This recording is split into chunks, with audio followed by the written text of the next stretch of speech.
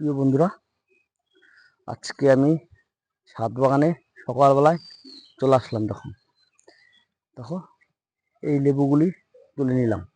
একটা প্যারা আছে, প্যারা দেখো, প্যারা আছে এখানে। এখানে আনারস দুটো দুটো আনারস দেখো, দুটো আনারস দেখো, দুটো আনারস, লেবু। এর থেকে আনন্দ কোথায় উপভোগ করবো বলো?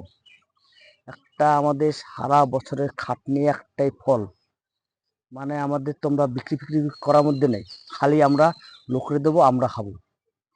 এটাই আমাদের স্বপ্ন, আর কোনো স্বপ্ন নেই, আর কোনো স্বপ্ন নেই। খালি আমরা চাষ কাজ, ছাদ বাগান করতে ভালোবাসি, তার জন্যই আমরা এসব করা।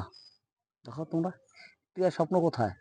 নিজে নিজে কাজ করছি, নিজে পরিশ্রম করছি, এত খাটনি হয়, ডিউটি যেতে হয়। সকাল 8টার সময় আমি ডিউটি চলে যাই, ওখানে চলে যাব 10 মিনিট পরে, রাত্রি 7টায় আসি।